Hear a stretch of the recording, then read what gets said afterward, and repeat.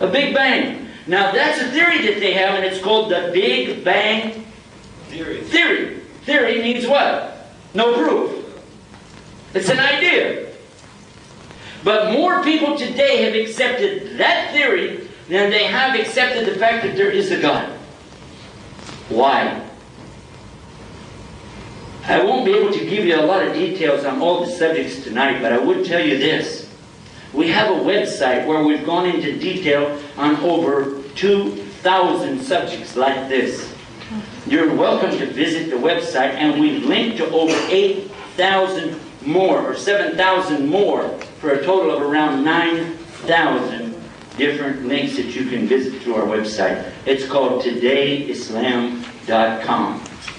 It's in English, and I'm sorry I'm not able to speak the local language here, which you call Papiamento. I can't say much, except what? Donkey. But I have to be careful, it's going to come out MR, donkey. Sorry about that.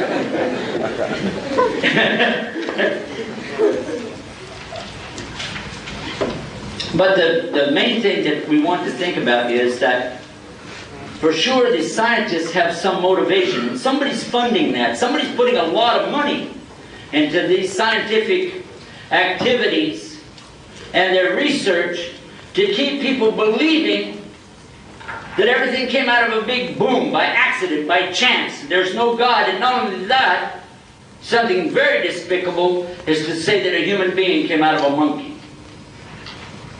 You say, well, what's wrong with saying something like that? I'll tell you why. Because that's exactly where racism will come from. That is exactly where people who have lighter colored skin will look at people with darker colored skin and say, you still haven't evolved. And that's what they did. At the time of Darwin, which was about 1859, people didn't have the ability to research and know the things that we know in science today.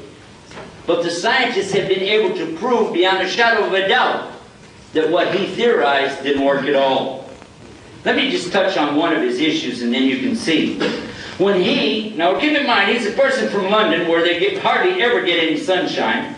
And when they do, it's full of water, because it rains a lot over there. The man never went anywhere, and he was an amateur naturalist, and he went around to the Galapagos Islands.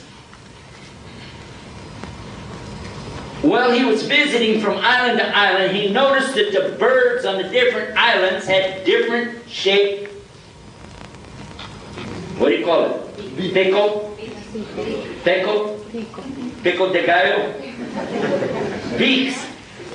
Some were pointy, and some were flat, and some were shaped with a curve so they could eat fruit.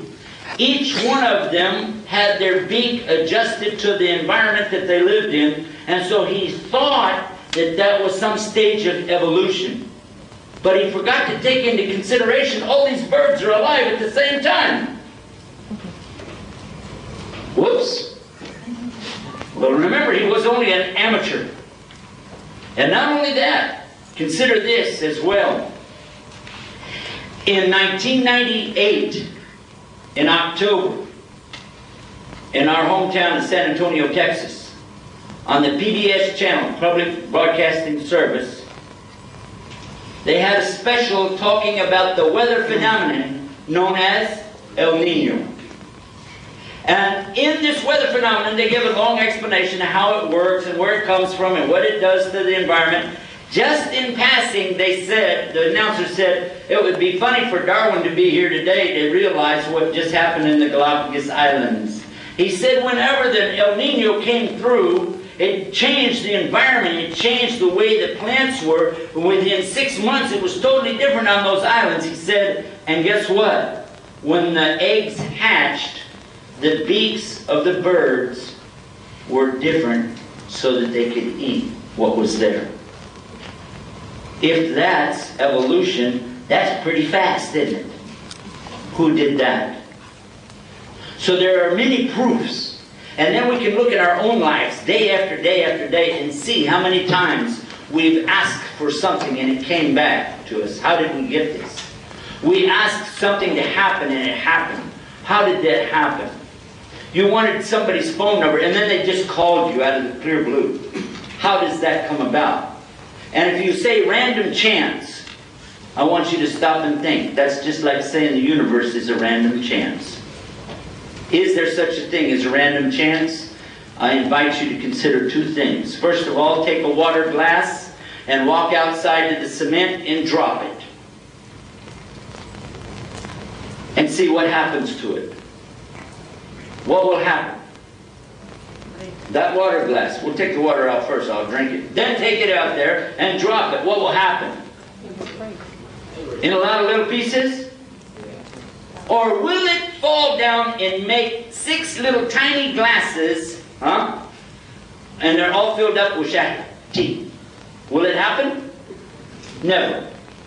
How many would you drop out here before they'll break and fall into just exactly 6 little glasses with nothing left over?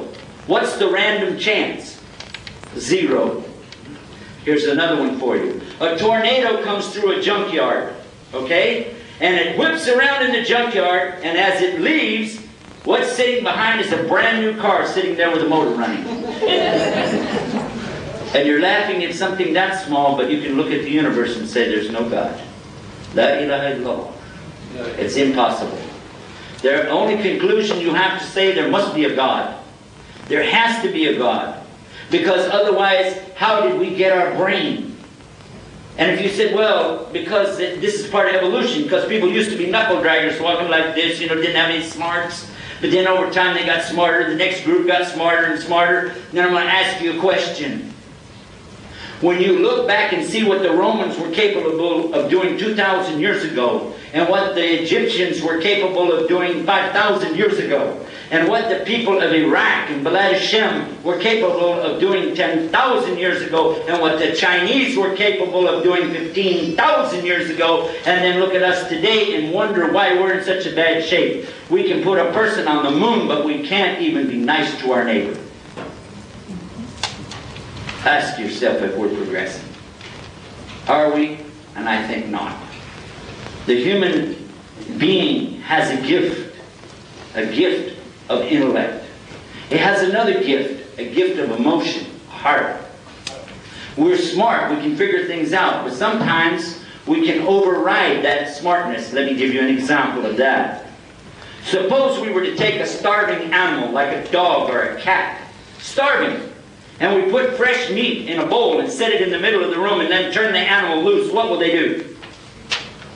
You say, what's the question here? There's no question. The food's gone and so is the animal, right? Of course. That's what they will do. Will you do it 100 times? Will you eat it 100 times? Yes. 1,000 times, 1,000,000 times, it will always be yes. Because hungry animals eat food. That's what they do. But a human being, when you had children, and you saw them hungry, and you had food in front of you, but you preferred for your children, so you starved. You could have eaten the food, but you didn't. You gave it to them. Why? Because your heart overrode your mentality. Where did that heart come from? And what we know in Islam, it comes from God. That emotion that you have, the compassion that you have, the concern that you have, the love that you have in your heart comes from where? God gives it to you. And in Islam, we know that God sent down His rahmah, His grace, His mercy to all the human beings for all time. And He sent down this and all the love and the mercy that there exists for all of the mothers for their children is all a part of this mercy, and it's only one part of His mercy.